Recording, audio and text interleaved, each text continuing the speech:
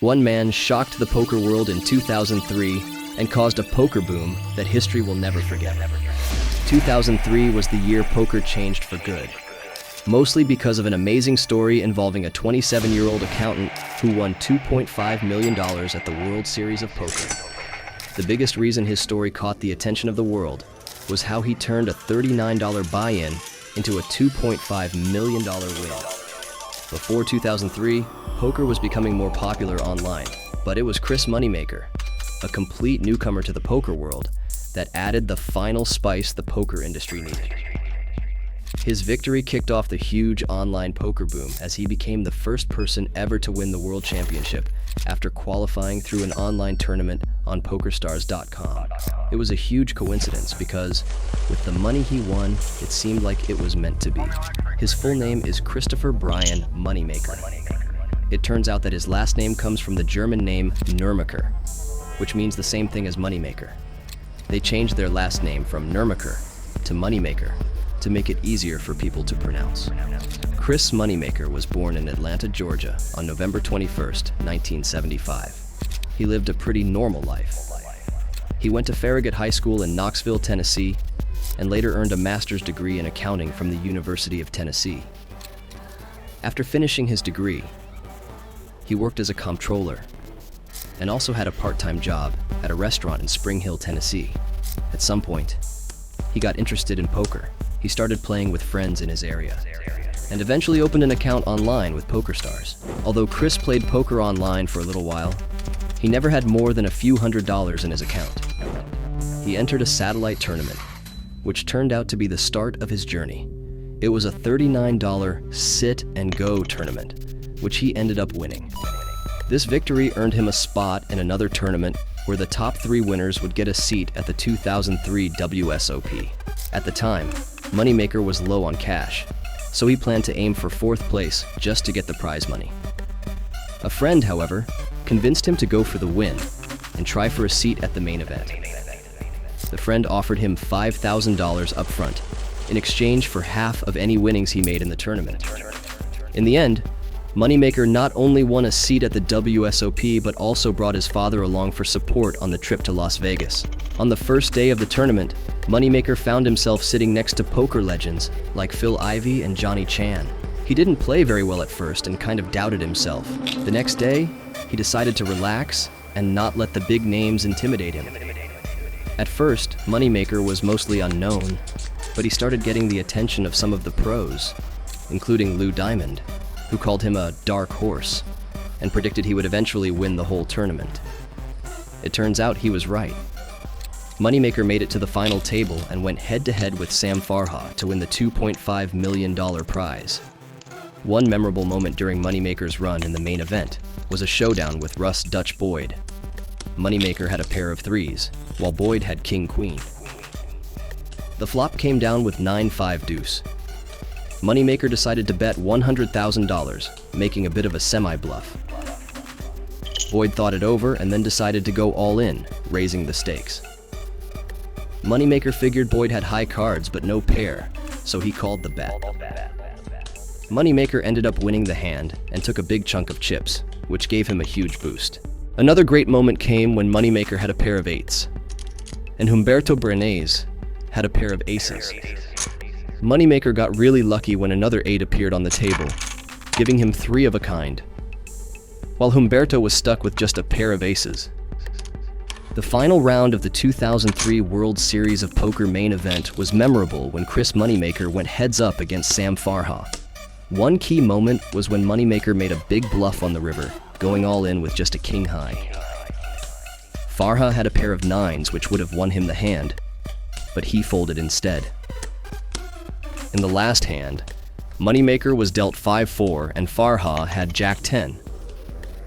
They both went all in, and the community cards revealed Jack-5-4-8-5.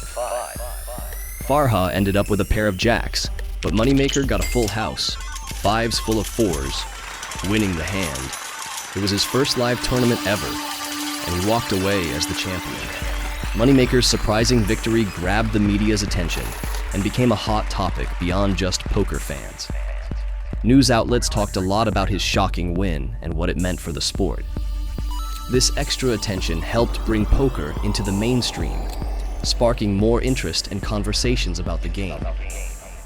TV channels like ESPN started showing more poker content, including the World Series of Poker. The excitement of Moneymaker's story drew in new viewers who had never thought about watching poker before, leading to a big increase in televised poker events. Moneymaker eventually landed a $60,000 annual ambassadorial deal with PokerStars, but the amount was later increased by a lot. Moneymaker's win was key in changing how people saw poker. Before, it was thought of as a game for a small group of experts playing in smoky rooms, but suddenly, poker seemed more exciting and glamorous. Moneymaker showed that anyone with the right skills and determination could succeed, making the game feel more accessible and encouraging new people to give it a try, along with becoming an overnight celebrity. His victory sparked what became known as the Moneymaker Effect. Some critics said Moneymaker was just the luckiest poker player ever, but he went on to have a successful career, winning several tournaments and making big money in both live and online games. Since his famous win, poker has exploded in popularity, and much of that success can be credited to his unlikely victory. This was the golden age of online poker, and many new players joined in, swept up by the excitement. While in Las Vegas for a simple $1,000 tournament at the Orleans Casino, Moneymaker decided to visit the Horseshoe Casino. There, Nick Bainan, the tough husband of Becky, Benny Binion's daughter, who owned the Horseshoe at the time, Nick had Moneymaker play a game of triple draw against both Sam and Nick's stepson, Benny Binion, and Moneymaker ended up winning $110,000. Later, Moneymaker realized how lucky he was to be alive after winning against Nick. Nick started calling him Catfish, and Moneymaker threw some insults back, calling Nick a few choice names. One of Moneymaker's friends warned him that if he kept talking to Nick like that, he might end up buried in the desert. But Moneymaker didn't care. By the time the 2004 main event started, the Moneymaker Effect was in full swing. More people wanted to play in the World Series than the Horseshoe could handle. Moneymaker himself showed up late, surrounded by reporters and fans, and couldn't find a proper seat. He ended up starting the tournament at a table with 11 people because there weren't enough chairs. Feeling the pressure of everyone watching him, Moneymaker tried too hard to play perfectly, ended up getting knocked out of the tournament, and took it pretty hard. PokerStars wasn't worried about how he played. They were thrilled by all the attention he was getting, so they tore up his 10-year contract and gave him a new one worth 10 times more. PokerStars didn't want to lose Moneymaker to a rival online poker site. At the time, PokerStars only had Tom McAvoy as an ambassador, a quiet, low-key poker player with little fame. Moneymaker explained that no one else was interested in representing the company. Big names like Daniel Negreanu and Amarillo Slim had turned down the offer. The next 7 years, from 2004 to 2011, were a blur for Chris Moneymaker. He got to meet all sorts of athletes and celebrities he never imagined he would. But there was always a lot of chaos around him whenever he walked into a poker room. He went from being unnoticed to being the center of attention. He admitted he was nervous a lot. He didn't want to say or do anything dumb or look awkward. People hung on to every word he said, and it made him feel uncomfortable. At the same time, Moneymaker was working non-stop. He played on the PokerStars site, attended tournaments, and competed as a representative of PokerStars. Strangely, Moneymaker admitted that none of this made him happy. It felt like a constant grind to him. He said he drank a lot during that time, getting drunk and playing poker, then waking up the next day with a bunch of responsibilities. He said yes to everything and ended up exhausting himself. As expected, all of this took a toll on Moneymaker's poker game. He had a few big wins, like $300,000 for finishing second at the NBC National Heads Up Championship in 2011 and $200,000 for second place. But these wins were rare. He admitted that he didn't study poker for 5 years and relied only on his natural talent, which didn't work as well when everyone else was putting in the effort to improve. On April 15th, 2011, it seemed like Moneymaker might have to find his own way to pay for his career, or possibly quit poker for good. That was when the US government shut down online poker sites and blocked American players. He heard that Full Tilt Poker was going under, and he wasn't sure if PokerStars would continue to keep him as an ambassador. Even though Moneymaker was in the middle of moving his family into a new house, he still had enough fame that made PokerStars wanted to keep him, even during tough financial times. While his pay was cut by PokerStars, he still earned more than he would have from any other job.